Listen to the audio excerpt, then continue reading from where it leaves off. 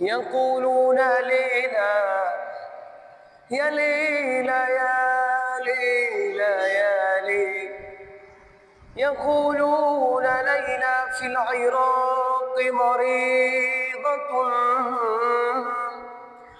أيا ليتني أيا ليتني كنت الطبيب المداويا، وقالوا عنك سوداء حبشية، ولولا سواد المسك من باع غاليا. هل أسماري اللون، هل أسمراني تعباني يا قلب خيو وأكرمني